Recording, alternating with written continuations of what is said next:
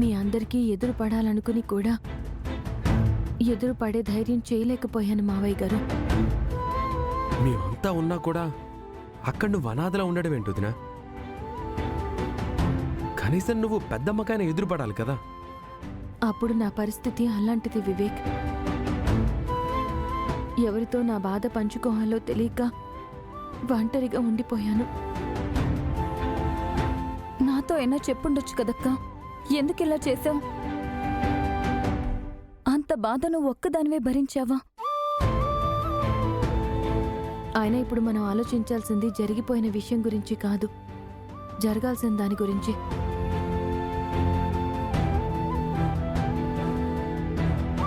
అర్జున్ గారు, ఆ సరియుకి ఎలా ఉంది? తను డ్రామాలాడుతుంది. విచారణ నుంచి తప్పించుకోవడానికి కళ్ళు తిరిగినట్టుగా నటిస్తుంది.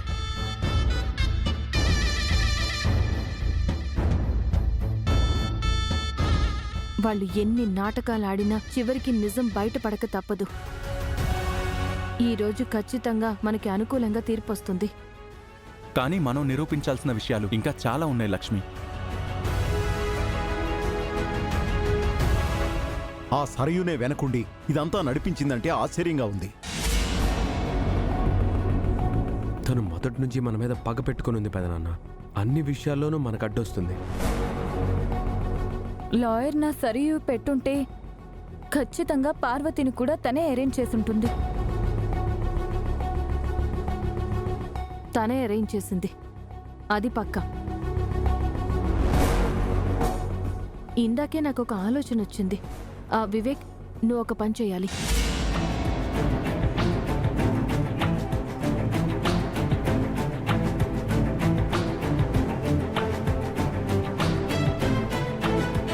సరే వదినా, ఇప్పుడే వెళ్తాను. కోర్టు స్టార్ట్ అయ్యేలోపు నువ్వు తిరిగి రావాలి వివేక్. నువ్వు తీసుకొచ్చే ఇన్ఫర్మేషన్ ఈ కేసులో కీలకం అవుతుంది. త్వరగా వచ్చేస్తాను వదినా.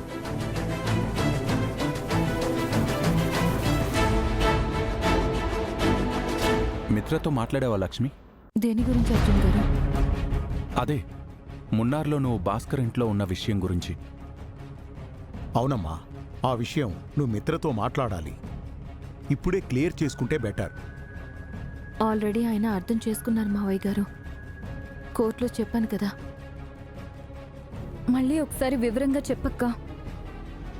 ఆ విషయం గురించి మీ మధ్య అపార్థాలు ఉండకూడదు. వెళ్ళు లక్ష్మి. ఇప్పుడు మిత్ర నీ వైపు ఉండడం ఈ కేసుకి ఎంతో ముఖ్యం. మిత్ర దగ్గర ఇంకా ఏమైనా డౌట్స్ ఉంటే అవన్నీ క్లియర్ చేయి. వెళ్ళు.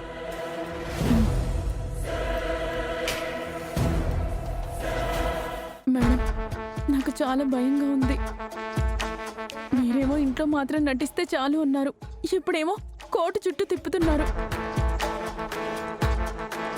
ఆ లాయర్ అర్జున్ నన్ను ప్రశ్నల మీద ప్రశ్నలు అడిగి ముప్పు తిప్పులు పెడుతున్నారు. నేను జడ్జి గారికి నిజం చెప్పేస్తాను. అలా చేస్తే శిక్ష నీకే పడుతుంది.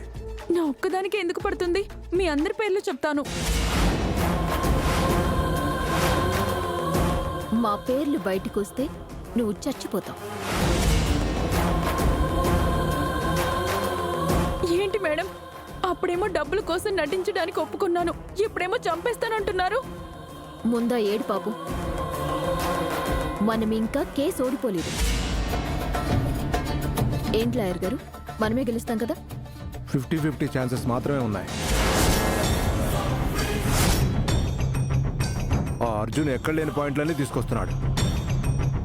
ఒకవేళ మన కేసు ఓడిపోతే ఏంటి పరిస్థితి? ఏముంది, డబ్బుల కోసం ఇదంతా చేశానని చెప్పి పార్వతి జైలుకి వెళ్తుంది. నేను ఢిల్లీకి వెళ్తాను. సరయు గారు తన ఆఫీస్కి వెళ్ళి బిజినెస్ చూసుకుంటారు. అంటే మీరు తప్పించుకొని నన్ను ఇరికిస్తారా? నువ్వు ఎలాగూ డబ్బుల కోసమే కదా వచ్చావు. ఆల్రెడీ నీ అకౌంట్లో డబ్బులు వేశాం. కావాలంటే ఇంకా వేస్తాం. కొన్నాళ్ళు జైల్లో రెస్ట్ తీసుకున్నాను అనుకో. ఏంటి మేడం, నన్ను జైలుకి పంపాలని ఫిక్స్ అయిపోయారా? అంతవరకు రాదు, కానీ వస్తే మాత్రం ఏదో ఒకటి చేసి మమ్మల్ని తప్పించేస్తే నీకు కావలసినంత డబ్బు వస్తుంది. ఏంటి, ఓకేనా? ఒప్పుకున్నాక చేయక తప్పుతుందా? మీరేం చేస్తారంటే ఆ మనిషితో చెప్పి వీలైనంత ఎక్కువ డబ్బు రాబట్టండి.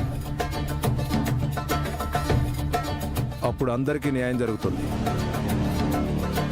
మేడం వాళ్ళు వస్తున్నారు. ఏంటి లాయర్ గారు, అంతా ఓకే కదా?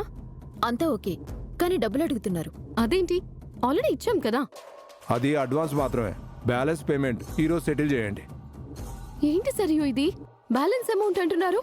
ఇంకా ఎంత మనీ ఇవ్వాలి? నేను నీకు ముందే చెప్పాను చాలా ఖర్చు అవుతుంది అని. ఎంత ఖర్చైనా పర్వాలేదు అన్నావుగా, ఇప్పుడేంటి మరి ఇలా అంటున్నావు? సరే, ముందు ఈ కేసు సంగతి తేల్చండి, డబ్బుల విషయం తర్వాత చూద్దాం. మేడం, మీరు ఒకటై నన్ను అన్యాయం చేయకండి, మీకు పుణ్యం ఉంటుంది. సరే, టైం అవుతుంది, నేను లోపలికి వెళుతున్నాను. నేను ఫ్లైట్ ఎక్కేలోపు నా అమౌంట్ పడిపోవాలి.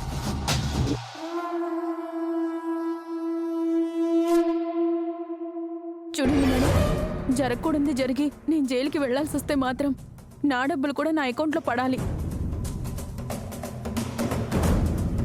అర్థమైంది కదా మనీషా, త్వరగా డబ్బులు రెడీ చేసుకో. ఏంటి ఆంటీ ఇలా బిహేవ్ చేస్తున్నారు? డబ్బులు ఏమైనా చెట్లు కాస్తున్నాయా? అనవసరంగా గోటితో పోయేదానికి గొడ్డల దాకా తెచ్చుకున్నావనిపిస్తుంది. ఈ కేసు గెలిస్తే చాలా ఆంటీ, ఎలాగోలా డబ్బులు అరేంజ్ చేయొచ్చు. పదండి. లాయర్ గారు కేసు గురించి అటు ఇటు తిరుగుతున్నారు. ఒకవేళ కేసు పోయిందంటే మీరు రెడీగా ఉండండి. ఎలాగైనా పాపని టార్గెట్ చేసి ఎత్తుకుపోవాలి. వెళ్ళండి. ఓకే మేడం, రే పదండి. మేడం కేసు పోతే పాపను వదిలేయచ్చు కదా, అనవసరంగా రిస్క్ ఎందుకు? రిస్క్ నాకు కాదు, మనీషాకి. ఈ రౌడీల పేమెంట్ కూడా తనదే. మనీషాని బాగానే పోతున్నారు మేడం. ఈ దెబ్బతో మనీషా బ్యాంక్ అకౌంట్ ఖాళీ అయిపోతుంది. ఏమండి, ఐఎమ్ సారీ అండి.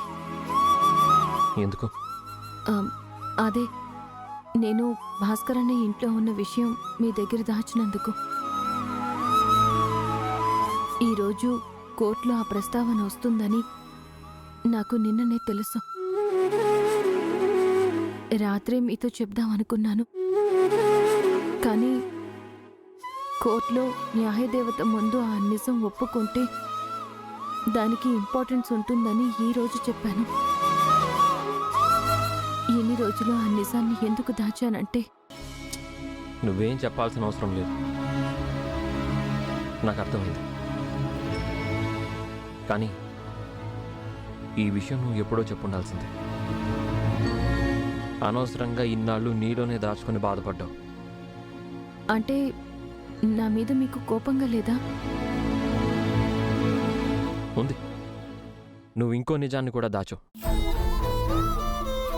మన షేర్స్ని ప్రవీణ్ మిట్టల్కి ఎందుకు ఇవ్వాల్సి వచ్చింది? ఆ ఒక్క విషయమే నన్ను వేధిస్తుంది. అలా నువ్వు ఎందుకు చేయాల్సి వచ్చిందో, దాని వెనక ఏం నిజం ఉందో చెప్పు లక్ష్మి. అదెలా చెప్పనండి? ఆ విషయం బయటకొస్తే అత్తయ్య గారు జైలుకు వెళ్తారు. అది ఎప్పటికీ చేయలేను. నువ్వేం చేసినా దాని వెనక ఒక కారణం ఉంటుందని మామ్ డాడ్ పదే పదే చెప్పేవారు. ఆ విషయం నాకు ఇప్పుడిప్పుడే అర్థమవుతుంది. ఆ రోజు నువ్వు ఆ పని చేయడం వెనుక కారణం ఏంటో చెప్పు లక్ష్మి. ఇప్పుడు అవన్నీ ఎందుకండి? అప్పుడెప్పుడో అలా జరిగిపోయింది. ఆ రోజు నువ్వు అలా చేయడం వల్లే మనం దూరం అయ్యాం. ఒకే చోట ఉంటూ కూడా ఒకరికొకరు తెలుసుకోకుండా బతికాం. మన మధ్య ఆఘాతం ఇప్పటికే ఉంది లక్ష్మి. ఆ అగాధం పూడ్చాలని నాకు ఉందండి, కానీ మనీషా అవకాశం కోసం ఎదురు చూస్తోంది. నేను నోరు తెరిచిన మరుక్షణం అత్తయ్యని జైలుకు పంపిస్తుంది. ఏం ఆలోచిస్తున్నావు లక్ష్మి? ఆ నిజం నాతో చెప్పకూడదా? నేను తెలుసుకోకూడదా? అదేమీ లేదండి. ఆ సమయం వచ్చినప్పుడు అన్ని విషయాలు చెప్తాను. అందుకు ఇప్పుడు సమయం కాదా? ఇప్పుడు చెప్పకూడదా? అలాని కాదు లక్ష్మి. మిత్రం. కోర్టుకి టైం అయింది, వెళ్దామా? నాకు కూడా తెలియని సీక్రెట్స్ మీ ఫ్రెండ్కి తెలుసన్నమాట కదా అర్జున్? సారీ మిత్ర, మున్నార్లో జరిగింది కోర్టులో బయట పెట్టకూడదనుకున్నాను, కానీ తప్పలేదు. నువ్వు హర్ట్ అయి ఉంటే లక్ష్మి తరపున నేను కూడా సారీ చెప్తున్నాను. మీ ఫ్రెండ్ నా దగ్గర ఇంకా చాలా విషయాలు దాచింది, అవి కూడా బయటికి రావాలి. తను నీ దగ్గర ఇంకా ఏం దాచిందో నాకు తెలియదు మిత్ర. టైం వచ్చినప్పుడు తనే మీకు చెప్తుంది. వెళ్దాం పదండి.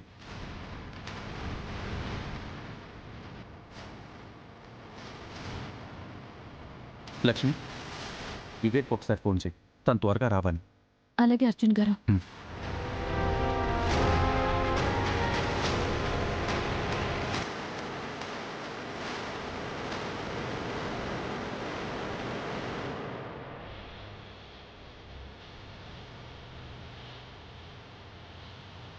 ఆ అమ్మాయికి ఎలా ఉంది? నవమోక యువరణ.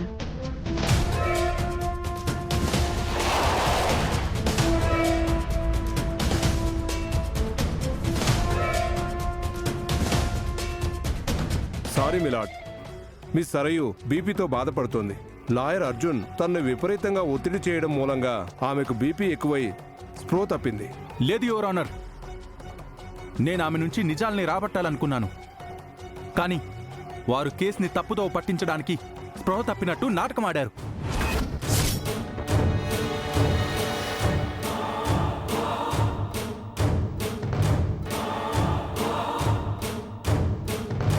కోర్టును తప్పుదారి పట్టిస్తుంది ఎవరు అర్జున్?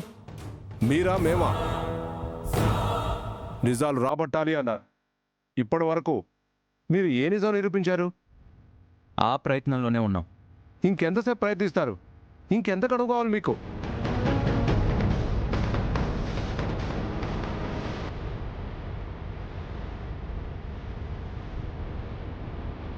మిలాడ్, నా క్లయింట్ పార్వతి ఏ పరిస్థితిలో బిడ్డని కందో, ఏ కండిషన్లో ఆ బిడ్డను వదులుకోవాల్సి వచ్చిందో, ఇప్పుడు ఎందుకు ఆ బిడ్డను కావాలనుకుంటుందో చాలా స్పష్టంగా చెప్పింది.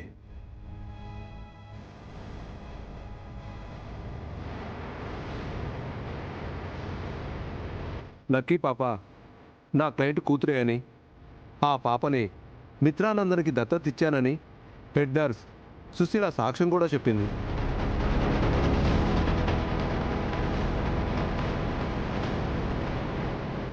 లక్కీ పాప నా క్లయింట్ కూతురే అనడానికి డిఎన్ఏ రిపోర్ట్స్ రూపంలో స్ట్రాంగ్ ఎవిడెన్స్ ఉంది.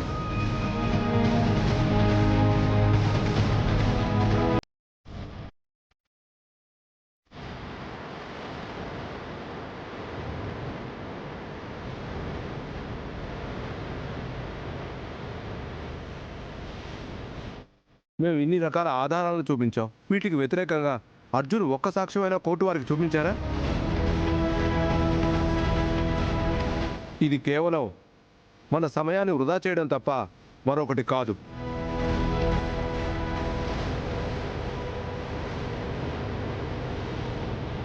మిస్టర్ మిత్రానందన్ తనకున్న డబ్బు పలుకుబడితో ఒక సాధారణ స్త్రీకి అన్యాయం చేయాలనుకుంటున్నాడు. ఆ తల్లికి ద్రోహం చేసి తన బిడ్డను సొంతం చేసుకోవాలనుకుంటున్నాడు. గౌరవనీయులైన మీ దృష్టిలో అందరూ సమానమే కాబట్టి నా క్లయింట్ పార్వతికి తన బిడ్డను అప్పగించి తనకి న్యాయం చేయాలని అభ్యర్థిస్తున్నాను. That's all your honour.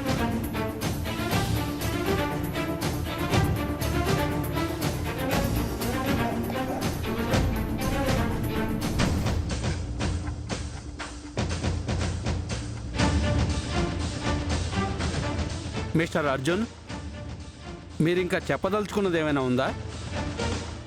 అది యువర్ ఆనర్,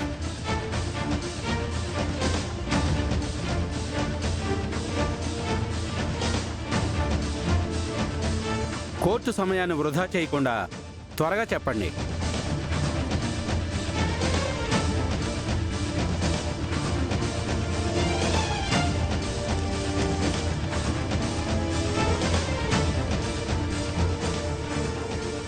వారి దగ్గర ఏ ఎవిడెన్స్ లేవు my lord.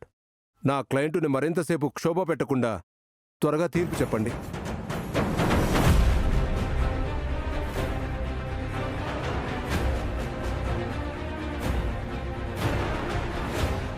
Excuse me your honour.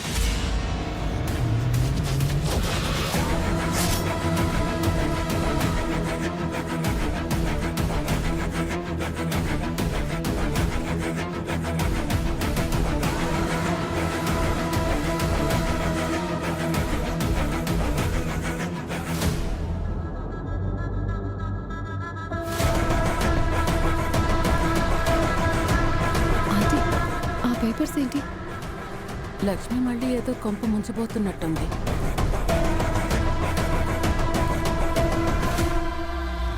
Your honour, మీరు అనుమతిస్తే కొన్ని సాక్ష్యాల్ని కోర్టు వారికి ప్రవేశపెడతాను.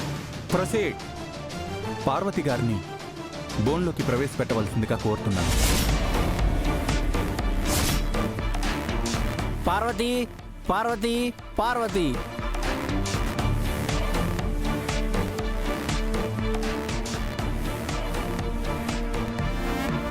మై జస్టిస్, ఈ కేసులో మేం ముందు నుంచి అనుమానిస్తున్న విషయాలు నిజమయ్యాయి.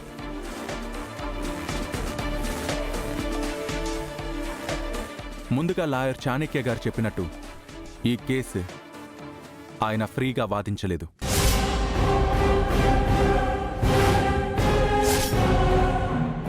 తను ఎప్పుడూ వసూలు చేసే ఫీజు తీసుకున్నారు.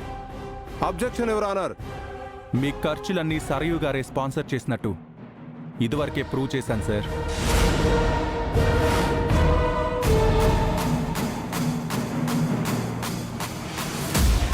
Objection over ruled. Thank you your honour. ఇకపోతే అందరూ అనుమానిస్తున్నట్టుగా ఈ పార్వతి గారు ఒక సాధారణ స్త్రీ కాదు, లక్షాధికారి. ఏమంటున్నారు సార్? టైలరింగ్ పని చేస్తూ బ్రతుకుతున్నాను, నేను లక్షాధికారిని ఏంటి? అదే మా అనుమానం కూడా. ఒకసారి ఈ బ్యాంక్ స్టేట్మెంట్ని పరిశీలించవలసిందిగా కోరుతున్నాను యువర్ ఆనర్.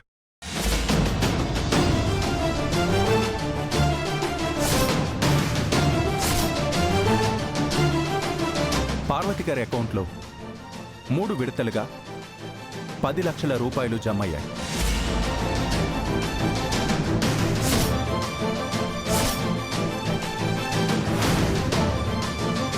ఆ డబ్బులు సరయు గారి అకౌంట్ నుంచి ట్రాన్స్ఫర్ అయ్యాయి.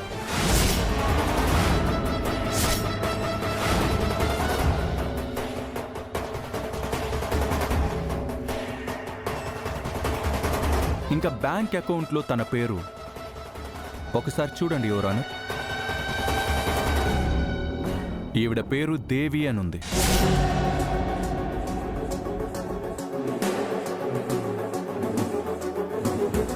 కానీ బ్యాంక్ పాస్బుక్లో మాత్రం తన ఊరు, అడ్రస్ యథాతథంగా ఉన్నాయి.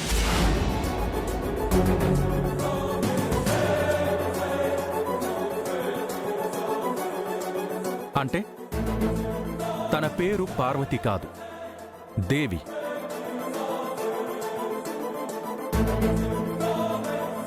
పార్వతి అని దొంగ పేరు పెట్టుకుని పాప కోసం ఈ నాటకం ఆడడానికి వచ్చింది.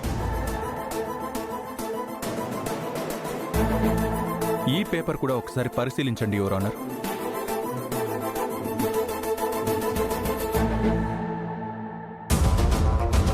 తన అసలు వృత్తి టైలరింగ్ కాదు, యాక్టింగ్.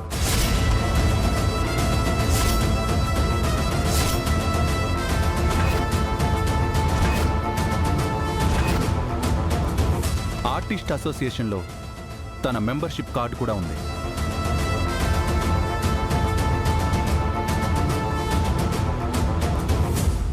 ఈ ఆధారాల్ని పరిశీలించి చూస్తే మీకే విషయం అర్థమవుతుంది యువర్ ఆనర్.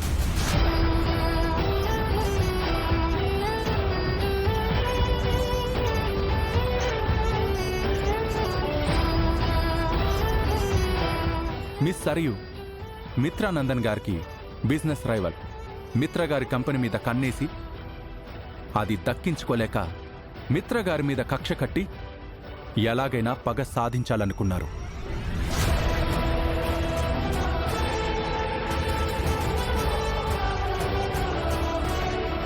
మిత్రగారు పెంచుకుంటున్న లక్కీ పాప తన సొంత కూతురు కాదు అని, మున్నార్లో పుట్టిన పాపని అడాప్ట్ చేసుకున్నారని తెలుసుకుని అక్కడ హాస్పిటల్ స్టాఫ్తో చేతులు కలిపి ఒక కొత్త కథకి తెరలేపారు.